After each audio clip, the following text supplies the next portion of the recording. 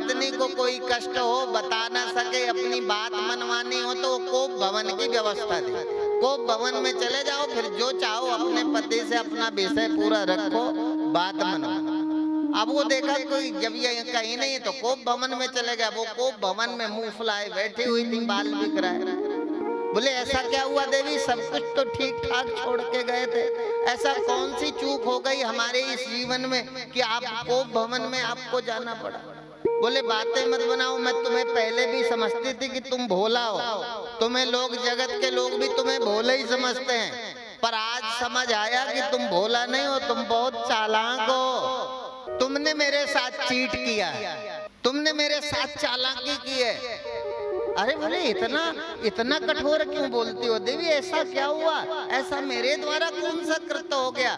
बोले कृत्य तो बहुत पहले से तुम करते चले आए हो, पता तो आज चला है। तो बोले क्या कोई आया था। बोले हाँ, देवर्षि नारद न आए होते तो ये तुम्हारा काला दिल पता ही न चलता। बोले बन गया काम, देवर्षि नारद आए, अब कुछ ना कुछ होगा। पूछा ऐसा क्या है। बोले आप ये बताओ कि आपकी जो गले में नरमुन्नों की माला, ये किसकी माला है, कौन पहना करके गया। तो बताया कि ये नरमुन्नों की माला। बोले छोड़ो अब इसमें क्या रखा है, तुम निकल आओ और कुछ मांगो और कोई बात करो। तो मां पार्वती बोले नहीं, मुझे जो जानना है वो बताओ तो मैं आऊंगी। वचन ले लिया भूत भवन भगवान शंकर से। तब पार्वती जी बाहर आई निकल के और पूछा बताओ ये माला किसके। बोले ये माला तो आपकी है देवी। बोले मेरी माला है। बोले हाँ ये आपकी माला है, आपके ये सिर हैं। बोले इतने सिर मेरे कैसे हो सकते। बोले तुम 108 बार मर चुकी और जन्म चुकी हो, जितनी बार मरी हो आपसे इतना स्नेह था मेरा कि मैं आपके सिर को अपनी माला का मन का बना के रखा, कभी आपसे दूर नहीं हुआ। बोले वाह, इतना प्रेम करते हो आप मेरे से कि मैं मर गई तो मेरा सिर काट करके अपनी माला का मन का बना लिया। बोले हाँ देवी। बोले अब बातें मत करो, ये कपटपूर्ण बातें अच्छी नहीं लगती। यदि मैं 108 बार मर गई, तुम आज भी जिंदा हो, तो ऐसा कौन सा अमृत तुमने पी लिया, वो अमृत मुझे भी पिला देते, मरना ही ना पड़ता। यदि प्रेम था तो मुझे मरने के लिए छोड़ा क्यों, मुझे भी वो अमृत दो ना जिससे मेरा मरना खत्म हो जाए। तब भगवान शंकर ने कहा वो अमृत है श्रीमद् भागवत महापुराण की कथा, उसको सुनने के बाद फिर मरना नहीं लगता। अब माँ पार्वती जिद करने लगी मुझे भी सुनना है जिससे मेरा मरना खत्म हो जाए। भगवान शंकर जी बोले ये अमृत कथा है, इस तरह से इसको निश्चित नहीं किया जा सकता। पर जिद किया तो बाहर भेजा। बोले देख के आओ कोई और तो नहीं सुन रहा है। देखा कहीं कोई और था ही नहीं, कैलाश पर्वत में दूर दूर तक कोई नहीं देखा। एक विगलित टूटा हुआ सुकंड पड़ा था, उससे उन्हें कोई मतलब नहीं। उन्हें लगा ये तो विगलित है, टूटा हुआ है। टूटे हुए सुकंड में उनका कोई ख्याल भी नहीं गया। वहां पार्वती अंदर गई, बोली कोई बार नहीं है। तब भगवान शंकर ने कहा मैं कथा सुनाना प्रारंभ करूंगा तो मेरी समाधि स्थिति बनती है, मेरा मन एकाग्र हो जाता है। ऐसी स्थिति में मुझे कैसे पता चलेगा कि आप कथा सुन रहे हैं। तो ओम की हुंकारी के साथ हर सेंटेंस में के पूरे होने पर ओम की हुंकारी से तुम अपनी उपस्थिति दर्ज कराते रहे, अपनी हाजिरी लगाते जाना कि तुम सुन रही हो, ताकि मैं कथा को आगे सुनाता चला जाऊं, निर्विघ्न ये कथा आप सुन सको। माँ पार्वती जी ने कहा ठीक है, कथा सुनाना भगवान शंकर ने प्रारंभ किया। कथा सुनते सुनते 10वें स्कंद पर्यंत पहुंची। तब तक सुकंड में प्राण आ गए। वो सुख सावक तोते का बच्चा बैठ करके आराम से कथा सुन रहा था। माता तो 10 स्कंद पूर्ण होते सो गई। एकादश स्कंद के शुभारंभ में एकादश स्कंद 11वां स्कंद जिसको भागवत में मुक्ति स्कंद कहते हैं, उसका वाचन प्रारंभ होता। माँ सो गई। सुख सावक ने सोचा ही तो कथा में विघ्न पड़ जाएगा, इतनी सुंदर भगवान की कथा छूट जाएगी। तो माँ पार्वती की आवाज में सुख सावक ओम की हुंकारी भरने लगे। ओम की हुंकारी के साथ हाजिरी लगाते वो सुख सावक कथा सुना। जब कथा की समाप्ति पर भगवान भूत भावन भगवान शंकर ने बोले वृंदावन बिहारी लाल की। जैसे जयकारा लगाया माँ की नींद खुली। तो नींद खुलते ही मैया ने कहा प्रभु मैंने एकादश स्कंद के प्रवेश में मुझे निद्रा आ गई, मैं सो गई। मैंने एकादश स्कंद के बाद कोई कथा नहीं सुनी, फिर से सुनाओ। तब भगवान शंकर को लगा तुमने नहीं सुनी तो ओम की हुंकारी के साथ हाजिरी कौन लगा रहा था और कौन सुन रहा था। पूछा कोई बाहर तो नहीं था। बोले कोई बाहर नहीं था। पर भगवान भूत भावन शंकर ने त्रिशूल उठाया और बाहर स्वयं देखने गए तो छोटा सा सुख सावक आनंद से गुफा के अंदर देख रहा। अब भगवान को शंकर को लगा ये अमृत कथा निश्चित हो गई, इसने सुन ली। उसको मारने को उद्यत हुए और भूत भावन भगवान शंकर उस सुख सावक के पीछे दौड़े। तो दौड़ते हुए चारों तरफ जब कहीं भी रक्षा नहीं हुई तो उस बद्रीवन में सरस्वती के तट पर व्यास पत्नी बैठी हुई जमाई ले रही थी। लगा इससे सुंदर स्थान कोई और हो नहीं सकता। तो मुख के द्वारा व्यास पत्नी के उदर में प्रवेश कर भगवान शंकर ने चारों तरफ देखा, कहीं कोई सुख सावक दिखा नहीं। वापस लौट करके आ गए। अब 9 मास में बच्चा हो रहा है, 12 वर्ष तक निकले ही नहीं।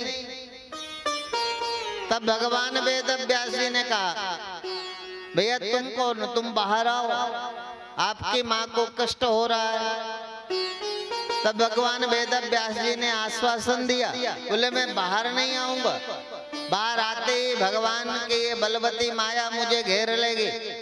पुंडरीकाक्ष भगवान की इस माया से मेरी रक्षा करो, वचन दो तो मैं बाहर। आज नहीं तो अभी माँ को कष्ट है, फिर मैं कष्ट राशि में मैं खुद पड़ जाऊंगा। भगवान वेद व्यास जी के कहने से आज वो सुख सावक सुखदेव के रूप में भगवान वेद व्यास जी के घर में जन्म लेते हैं। बोले सुखदेव जी महाराज।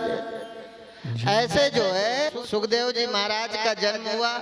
उस जन्म के पश्चात श्री सूत जी महाराज महाभारत की कथा में प्रवेश करते हुए माँ द्रौपदी के अद्भुत क्षमा पर प्रकाश डालते हैं। सौनकादि 88,000 राजर्षि परीक्षित के जन्म कर्म और मोक्ष तथा पांडवों के स्वर्गारोहण की कथा करता हूँ, क्योंकि इसलिए भगवान श्री कृष्ण अनेक कथाओं का उदय होता है। बोले यस्यां वै श्रूयमाणायां कृष्णे परम पुरुषे भक्तिरुत्पद्यते पुंसा शोकमोह भयापः। एक समय महाभारत के युद्ध में कौरव और पांडवों दोनों के पक्ष में बहुत भीषण युद्ध हुआ। कुरुक्षेत्र के उस रंगर भूमि पर अनेक वीर गति को प्राप्त हो चुके। भीम के गदा के प्रहार से दुर्योधन की जांघ टूट चुकी थी। गीध और श्रृगाल मजे से उन लाशों को खा रहे थे। उसी समय अश्वत्थामा उस कुरुक्षेत्र के रंगड़ में पहुंचते हैं और घूमते हुए अंदर प्रवेश। भीम की गदा के प्रहार से टूटी हुई जंगा को लिए दुर्योधन लाशों के बीच पड़े कराह रहा था। अश्वत्थामा को देखा तो आओ मित्र आओ। अश्वत्थामा ने कहा मित्र तुम्हारी ये दुर्दशा किसने की? तुम बताओ ये तुम्हारा हाल करने वाला कौन है? मैं उसे छोड़ूंगा नहीं। अश्वत्थामा से दुर्योधन ने कहा मेरे मित्र तुम कुछ कर सकते हो तो एक काम करो, मेरे दुश्मन पांडवों को मार करके 5 पांडवों का सिर ला सकते हो तो मुझे ला करके दो। मुझे 5 पांडवों का सिर ला करके दोगे मैं तुम्हें हस्तिनापुर का आधा राज्य दे दूंगा। बोले यदा हृदय कौरव संजयानां वीरेश्ववो वीरगतिं गतेषु वृकोदराविद गदा विमर्श भगनोरुदंडे धृतराष्ट्रपुत्रे। भगवान ने कहा तब अश्वत्थामा जी चुपचाप पांडवों के शिविर पर नजरों से बचते बचाते वहां गए। इधर द्वारिकाधीश ने देखा कि आज कुछ गड़बड़ होने वाला, तो पांडव जिस शिविर में सोते थे पांडवों को उठा करके दूसरे शिविर में रखा, और जिसमें पांडव सोते थे उसमें पांडवों के पुत्रों को सुला दिया। रात के अंधेरे में चुपचाप पांडवों के निश्चित शिविर को पता था अश्वत्थामा को, उस शिविर में प्रवेश किया और सोते हुए पांडवों के 5 पुत्रों का सिर काट के लेकर के कुरुक्षेत्र के उस भूमि पर पहुंचा जहां दुर्योधन टूटी हुई जंगा को लिए पड़ा था। हाथ में दिया, हाथ में लेते दुर्योधन ने देखा ये तो पांडव नहीं है, ये तो पांडवों के पुत्र हैं। 5 पुत्रों का शरीर अश्वत्थामा से कहना, अश्वत्थामा तूने ये क्या किया? तूने तो हमारे वंश में पानी देने वाला भी पितर पक्ष में कोई हमें श्राद्ध देता, तुमने तो हमारा वंश ही नाश कर दिया। ये पांडव नहीं है, ये पांडवों के पुत्र हैं अश्वत्थामा। अश्वत्थामा ने जैसे ही सुना और उस शोकाकुल, उस विभत्स परिस्थिति के बीच दुर्योधन का प्राणांत हो गया। इधर प्रभात हुआ, सवेरा हुआ, सवेरे उठते ही सारे लोग नित्य कर्म के पश्चात देखा सारे लोग तैयार हो गए, सारे लोग नाश्ता बाल भोग में आ गए। अभी बालक सो ही रहे हैं, आज बालक जगे क्यों नहीं? तो कौतूहलवश माँ द्रौपदी शिविर में गई तो देखा पुत्रों का शरीर तो था, पर 5 पुत्रों के शरीर में सिर नहीं था। सिर विहीन शरीर को देखा तो रुदन करने लगे। रुदन करते हुए अपने पतियों को आवाज दी। दौड़ते हुए पांडव शिविर में गए, देखा पुत्र तो मृत है, पुत्रों को मरा हुआ देखा। आज द्रौपदी अपने पतियों की वीरता को धिक्कारने लगे। तब अर्जुन ने प्रतिज्ञा की, द्रौपदी तुम दुखी मत, जिसने भी तुम्हारे पुत्रों का शीश काटा है वो सूर्यास्त के पहले तुम्हारे पास होगा, तुम्हारे सामने होगा, तुम जो सजा चाहो दे। द्वारिकाधीश रथ निकाले, गांडीवधारी अर्जुन रथ में सवार हुए, उस कुरुक्षेत्र के ओर बढ़े। जिन लाशों के बीच खड़ा अश्वत्थामा अपने मित्र दुर्योधन की मौत से दुखी थे। रथ को आते देख अश्वत्थामा मृत्यु से विवल होकर डरकर भागने लगा। आगे आगे अश्वत्थामा चल रहे हैं, पीछे गांडीवधारी अर्जुन रथ पर सवार पीछा कर रहे हैं। जब देखा कहीं किसी तरह से भी प्राणों की रक्षा नहीं हो रही, उसी क्षण अश्वत्थामा ने ब्रह्मास्त्र का अनुसंधान कर दिया। ब्रह्मास्त्र के तेज से संतप्त अर्जुन ने देखा और अर्जुन ने भी ब्रह्मास्त्र के अनुसंधान से ब्रह्मास्त्र के तेज को शांत किया। दौड़ करके अश्वत्थामा को बांध लिया और बांध करके रथ में बिठाया, लेकर के द्रौपदी के समक्ष रखा। द्रौपदी से कहा, ये है तुम्हारे पुत्रों का हत्यारा, लो जो चाहो सजा दो। सामने द्रौपदी ने देखा, द्रौपदी ने कहा छोड़ दो। ब्रह्म बंधुर न हंतव्यम आतताई वदारण। भगवान ने कहा इसको छोड़ा तो नहीं जा सकता, इसने 5 सुप्त पुत्रों को मारा है, इसका पाप छोड़ने लायक नहीं है, इसको छोड़ा नहीं जा सकता। माँ द्रौपदी कहने लगी, अर्जुन तुम भूल गए गांडीवधारी अर्जुन माँ गौतमी का अकेला इकलौता पुत्र है। आज ये किसी प्रलोभन में आकर के इसने हमारे पुत्रों की हत्या तो की है, पर इस धर्म युद्ध में गुरु द्रोण भी नहीं रहे, माँ गौतमी अकेली है इस दुनिया में। इसको तुम भले मार दो, पर कभी अपनी गुरु माँ गौतमी के प्रति सोचो। ये उनका पुत्र है जिन्होंने तुम्हें गांडीवधारी अर्जुन बनाया है। एक साधारण अर्जुन से गांडीवधारी अर्जुन बनाने वाले इसी के पिता है। इनका परोपकार आपके जीवन में गुरु ऋण है। आप अश्वत्थामा को मारकर गुरु माता को क्या जवाब दोगे? वो बिना पुत्र के कैसे जीवित रहेगी? मेरे पुत्र नहीं है, पर मेरे 5 पति हैं, मैं अपने पतियों के सहारे रह सकती हूँ, पर माँ गौतमी का तो अश्वत्थामा के अलावा कोई अपना बचा ही नहीं इस धर्म में। माँ द्रौपदी के करुणा को आज द्वारिकाधीश ने देखा, पर भगवान ने कहा नहीं, इसको छोड़ना नहीं। तो अर्जुन बोले कि आप प्रभु कुछ बताओ, मेरे समझ नहीं आता, मैं करूं क्या? एक तरफ कहते हो आतताई वधारणा, आतताई को छोड़ा नहीं जाएगा, इसको मारना ही श्रेयस्कर है। दूसरी तरफ ब्रह्म बंधुर्न हंतव्यम, ये ब्राह्मण पुत्र है, इसे मारा नहीं जा सकता। एक तरफ मारा नहीं जा सकता, दूसरी तरफ इसे छोड़ा नहीं जा सकता।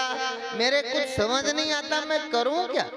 तब भगवान ने कहा ये श्रेष्ठ सामाजिक प्रतिष्ठित लोगों के लिए, ब्राह्मण जनों के लिए, आचार्यों के लिए ये श्रेष्ठ वध है। बोले वो क्या है? तो भगवान ने कहा वपनम द्रविणम दानम स्थान निर्यापणम तथा एष ही ब्रह्म बंधु नाम वधो नान्योस्ति दैहिका। ये सबसे उत्तम मौत है। किसी भी प्रतिष्ठित आदमी को सभा से धक्का मार के निकालना, उसका धन छीन लो, उसे अपमानित करके धक्के मार के सभा से निकाल दो, ये मौत ही तो। भगवान द्वारिकाधीश की आज्ञा को स्वीकार करते हुए अर्जुन ने अश्वत्थामा के केस पकड़े, उसके सिर से मणि उतार ली और धक्के मार के सभा से बाहर, शिविर से बाहर कर दिया।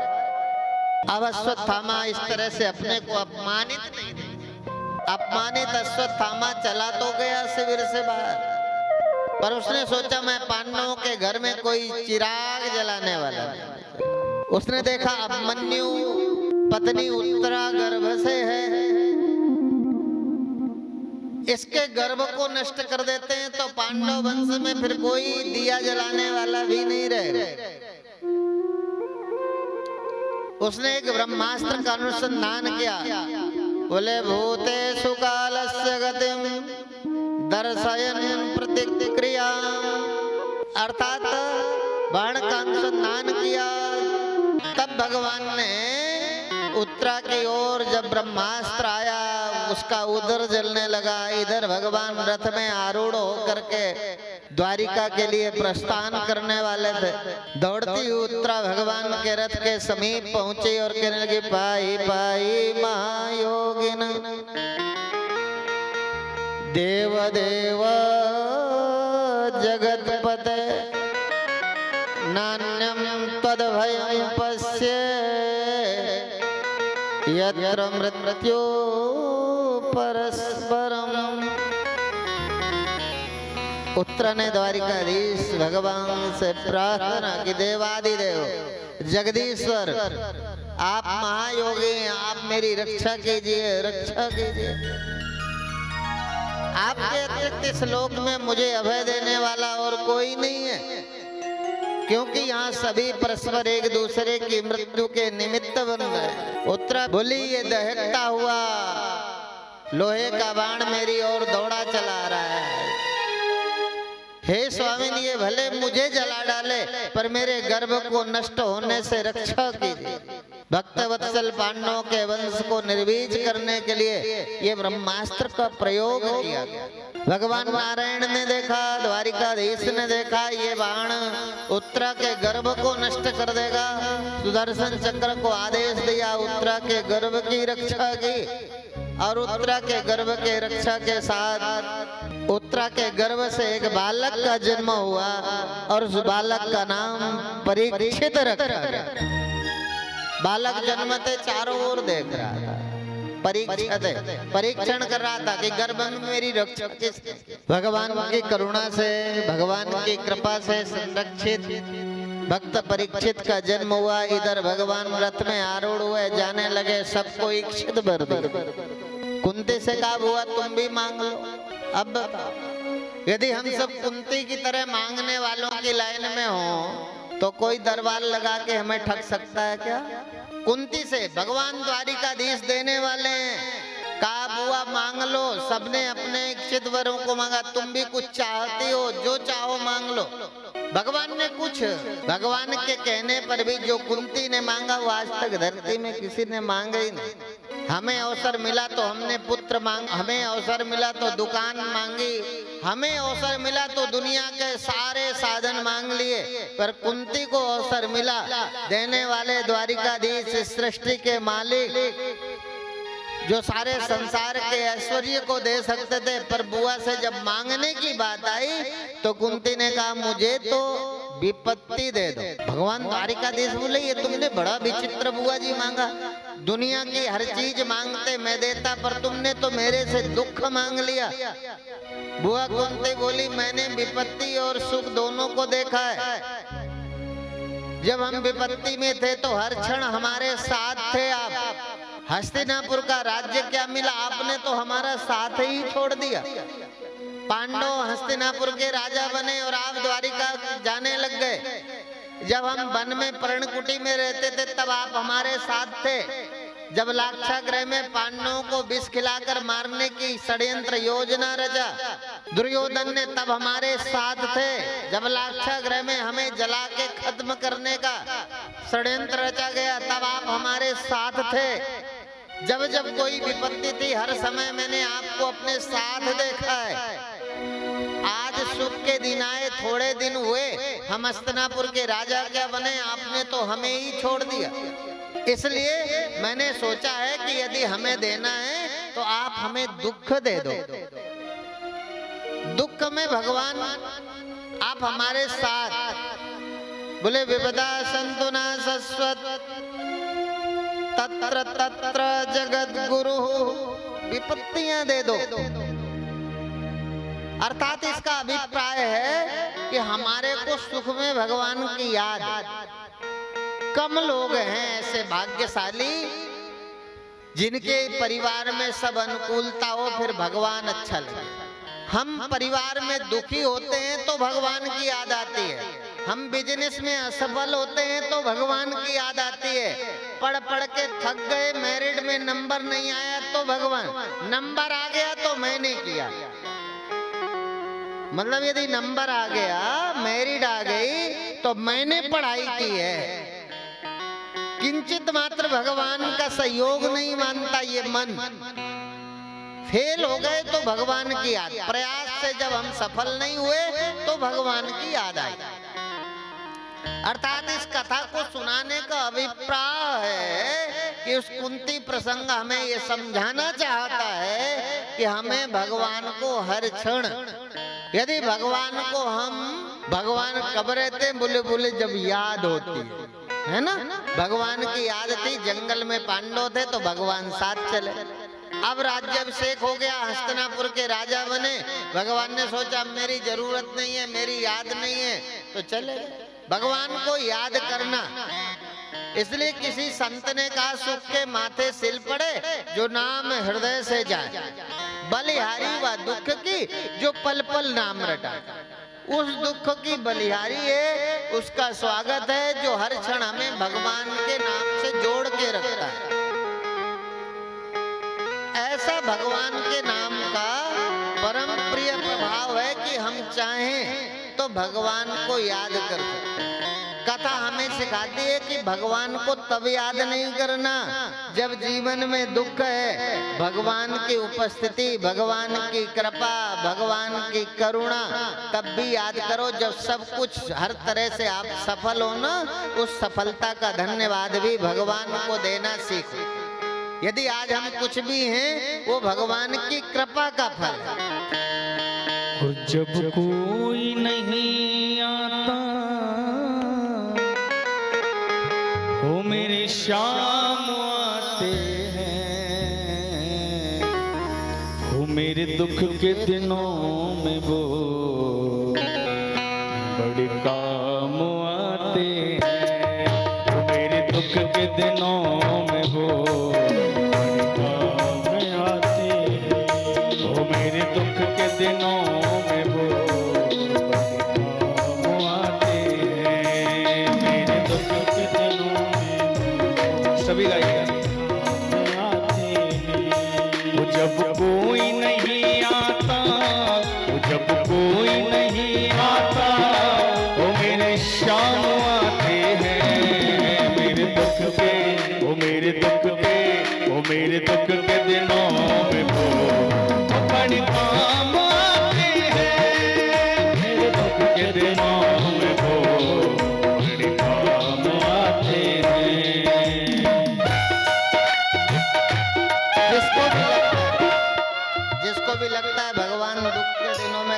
चाहते हैं वो सारे लोग भाव के साथ गाते हुए अपनी ताली सेवा श्री से हरि।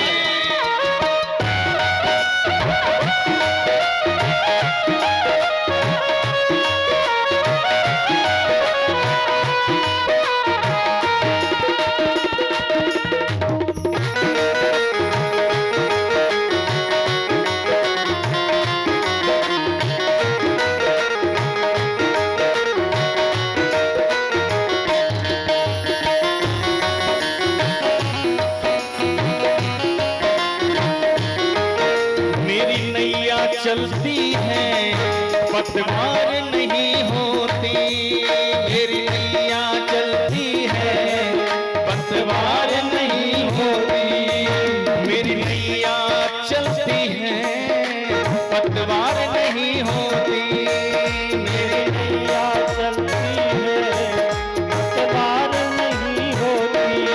और किसी और की अब मुझको इकरार नहीं होती, किसी और की अब मुझको इकरार नहीं होती। और ये बिन बोले ही सब, ये बिन बोले ही सब पहचान जाते हैं मेरे दुख के, मेरे दुख के, मेरे दुख के दिनों में वो बड़े काम आते हैं।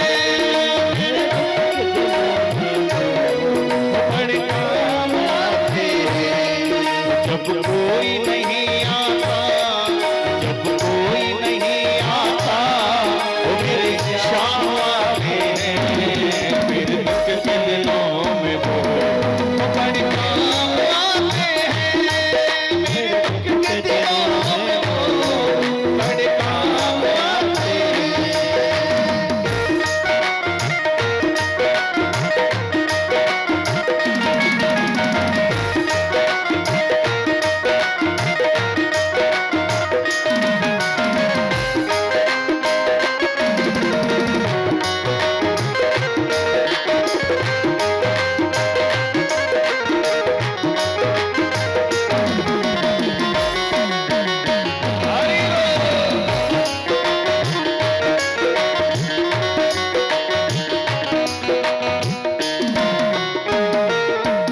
कोई याद करे इनको दुख हल्का हो जाए, कोई याद करे इनको दुख हल्का हो जाए, कोई याद करे उनको, कोई याद करे इनको दुख हल्का हो जाए, कोई याद करे इनको दुख हल्का हो जाए।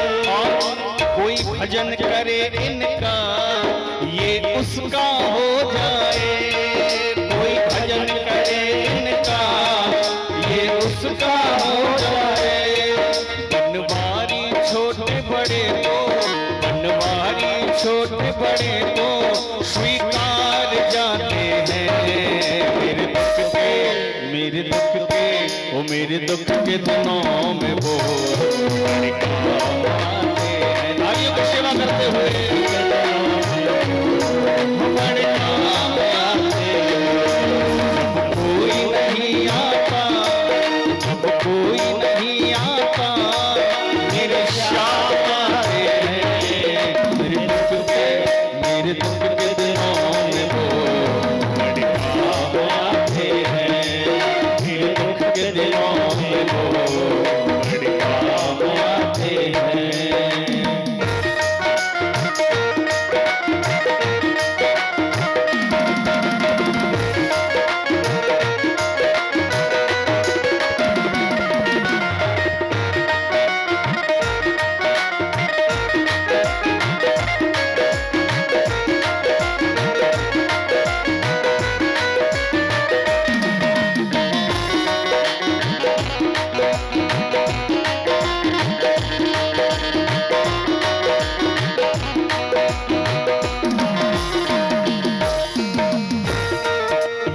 इतने बड़े होकर तीनों से प्यार करें, ये इतने बड़े होकर तीनों से प्यार करें, ये इतने बड़े होकर तीनों से प्यार करें,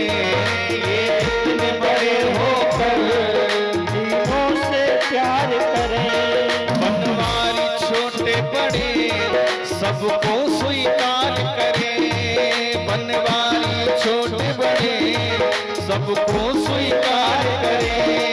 ये भक्तों का कहना, ये भक्तों का कहना, ये मान जाते हैं।